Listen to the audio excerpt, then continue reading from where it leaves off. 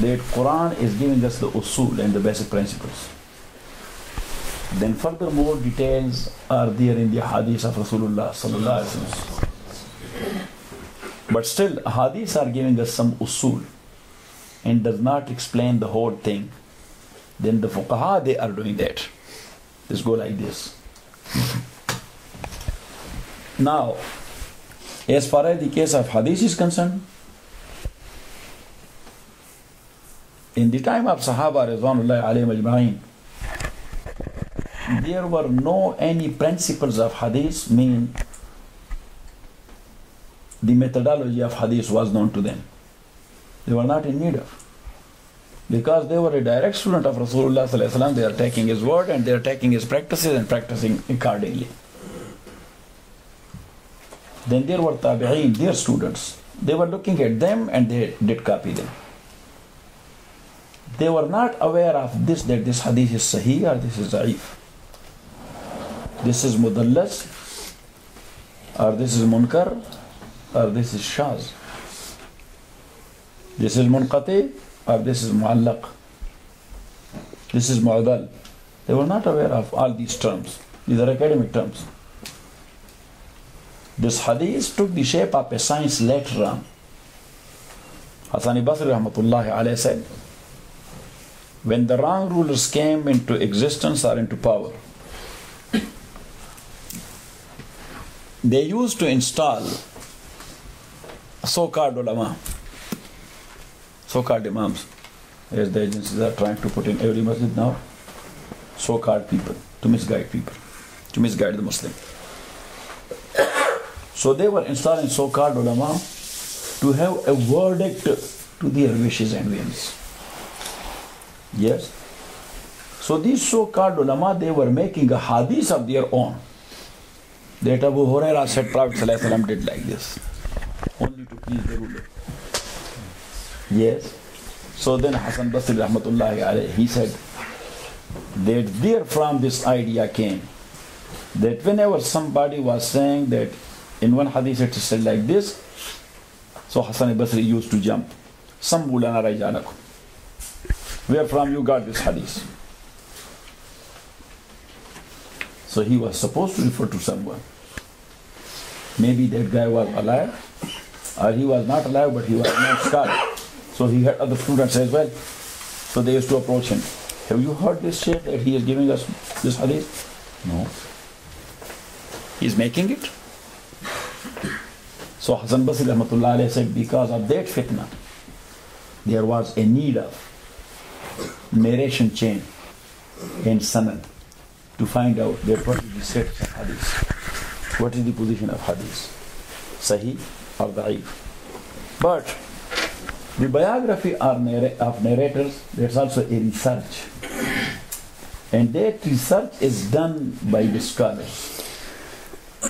And if that is research, so research of this sheikh will be a little bit different than the research of that sheikh.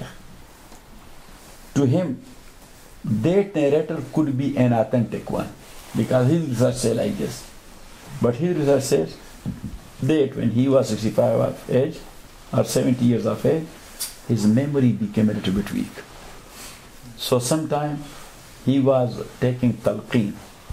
Talqeen means that some student or other sheikh used to put word in his mouth. That's called talqeen. So that they mention that in such and such age he was taking talqeen. So whatever he narrated after that age, he said put on aside. We will find out, is there any talqeen? Or somewhere else by somebody else this hadith is narrated in the same way. You know what I'm saying? So it means that to decide about a hadith that is sahih or da'if, that is not something in the text of Quran or the text of Bukhari or in the text of hadith or said by Rasulullah sallallahu alaihi wasallam or by Sahaba or by Tabi'een. You know what I'm saying? That's a matter of research. So that's why one hadith could be sahih according to Imam Bukhari, but that will not be sahih according to Imam Muslim. So he dropped it from his sahih, but Imam Bukhari narrated it, or vice versa. Because his research said that's sahih, but his research said its level is a little bit lower. And Zaib doesn't mean that that is not a hadith. That's only an academic terminology. That is Zaif means that in the narration chain there is one narrator. There is one narrator. His memory was weak. Nothing was wrong with him. He was 100% pious. He was 100% trustworthy. But sometimes he was forgetting word. So that's why they say this is Zaif. Hadith is Zaif because of that. Now we will look into the practice of Sahaba and Tabi'een. What they were doing regarding this very issue which is mentioned in this Hadith. If the thing or the issue mentioned in the Hadith, that was the common practice of Sahaba or Tabi'een, we say that this Zawf means nothing. Yes, because their practice, common practice, has taken away the Zawf of this Hadith. Yes, and when that practice is common, so it became Mutawatir Amali. That became what? Mutawatir Amali, and Mutawatir is a qat'i like the ayah of Holy Quran. So anyhow, number one, we will look into that. Is there any mandatory dua after prayer or not? So individually, Prophet ﷺ used to utter his Sahaba, and that is something reasonable. The Prophet ﷺ used to make dua after each and every type of ibadah. He made tawaf, what he did after that? Dua. He made sa'i, what he did after that? He did wuquf in Arafat, what he did after that? He did fasting at iftar time, what he did? Dua. He made prayer, what he was doing after that? Dua. Aisha says that Prophet ﷺ prayed the nafal prayer at home, and then he was making dua. He raised his hand. Yes? And I raised my hand with the Prophet because he was making dua. So he was making that lengthy dua, hatta sa'imtu. And the sa'imtu means that I became tired like Hamza. Yes? Hatta sa'imtu, holding my hand, I became tired. So it means the Prophet ﷺ individually he was making dua after nafal even. Yes, usually he was making dua after ibadat. So prayer is also ibadah. As far as the case of farz is concerned and dua collectively is concerned, that is another issue. Now, the Salafiyya, they say that Prophet ﷺ never did it. Prophet ﷺ never did it? How you can prove it? In Holy Quran, Allah subhanahu wa ta'ala says, وَمَا آتَاكُمُ الرَّسُولُ فَخُذُوهُ وَمَا نَهَاكُمْ عَنْهُ فَانْتَهُ. What the Prophet has given you, affirmative. What the Prophet has given you, affirmative. So Allah says, فَخُذُوهُ, hold it, practice it. وَمَا نَهَاكُمْ عَنْهُ فَانْتَهُ. And whatsoever He forbade, abstain from. He forbade it. But there is a third thing. We do not know that Prophet ﷺ said it or not said it. He has done it or not done it. We call it sukut. We call it sukut. So now, وَمَا سَكَتَ عَنْهُ فَهُوَ عَفْوٌ. There is a qaida fiqhiyya. وَمَا سَكَتَ عَنْهُ فَهُوَ عَفْوٌ.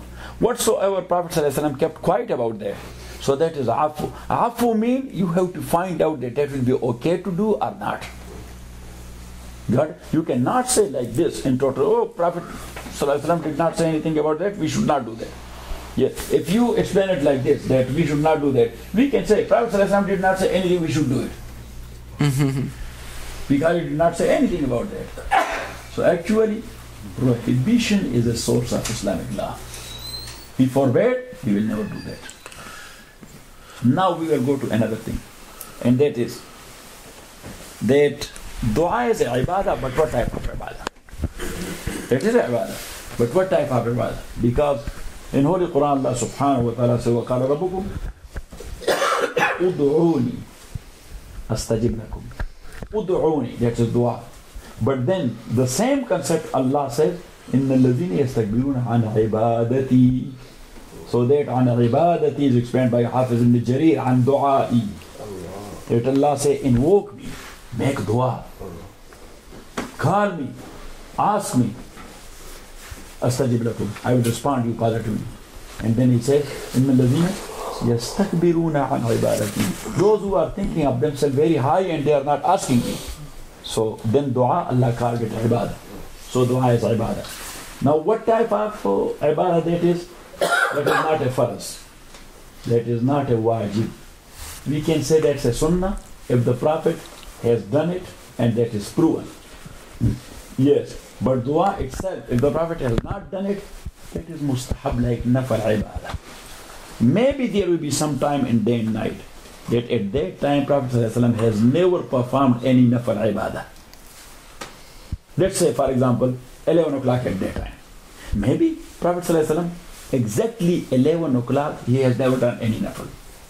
But nafal is recommended practice and that is ibadah. Can we stop you? Prophet has not done it at that time. Can we say it like this? No, brother, what is the general rule in this regard? That you can pray nafal anytime except 5 times. It's awqat makruha. It is awqat makruha. You cannot perform nafal. Otherwise, 24/7, you can do it. Yes? Because that is called ibadat mutlaq, without the condition of time. Yes? So if there is a ibadah without the condition of a specific time, so you can do it anytime. If there is a prohibition from a specific time, you can stop only in that time. And as I mentioned the other 5 times. Number 1, after Salat Fajr until sunrise. Then right at sunrise time. That's number 2. Then when the sun is right in the middle of the heaven or the sky. Then after Salat Asr until sunset. And then at the sunset time. So these are 5 times, these are called awqat makruha. Prophet ﷺ prohibited that to pray any nafil at that time. Otherwise, if this prohibition was not there, it was allowed to pray nafil at that time. Because nafil is ibadat mutlaq without the condition of a specific time. Now look at dua. Dua is also a nafil ibadah. And the nafil ibadah is also ibadat mutlaq. Mutlaq means no specific time for dua. You can do it 24/7. If you can do it 24/7, so then we will see, is there any prohibition happen like that of nafil in 5 times? Oh. There is no any specific prohibition, but only if you are naked. Yes. So if you are naked, you cannot make dua because you will speak out, kiraman katibin will curse you. Because Prophet ﷺ says, when you are entering to the bathroom, so now you are going to open yourself. So the kiraman katibin, the angels who accompany you, they stay outside. Because of your haya, because of your dignity and your honor, they are not going inside with you.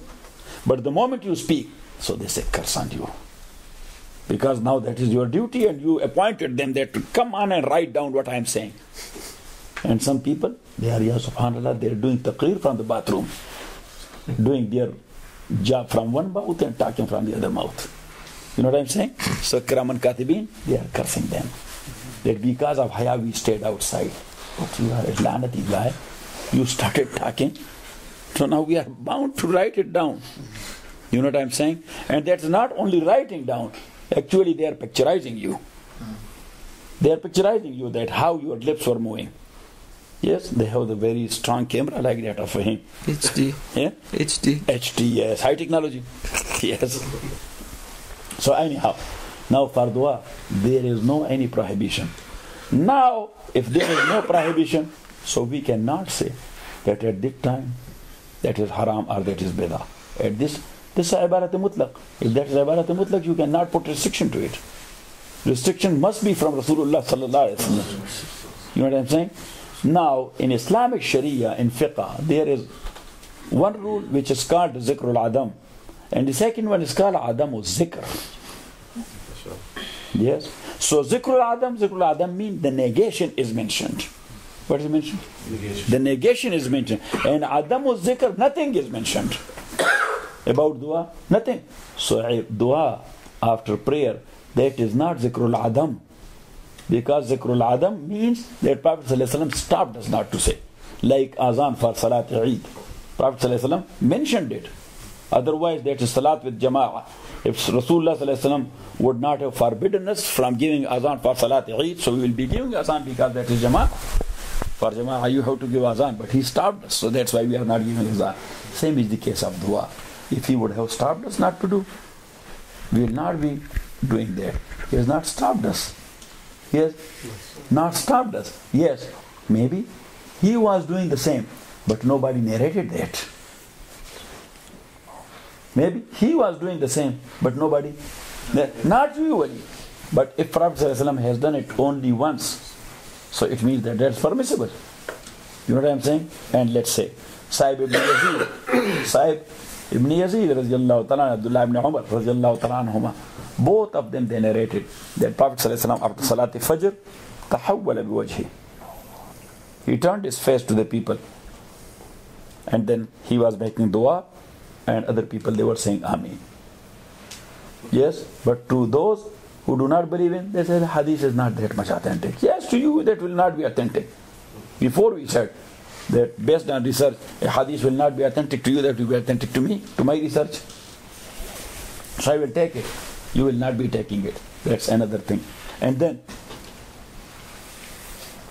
some people say that there is no raise of hand in dua. Just do it like this. Imam Bukhari rahmatullahi alayh, he has written a specific juz in Raf'ul Yadayn, not in his book. That is a specific book. That's called Juz or Raf'ul Yadayn by Imam Bukhari. So actually Raf'ul Yadayn means raising your hand. So he was writing that in that raising, but still he mentioned the hadith of dua there, that Prophet sallallahu alayhi wa sallam rafa'a yadayhi wa da'a wa masaha bihima wajha. Imam Bukhari said that he raised his hand, then he made dua, and then he touches his face with both.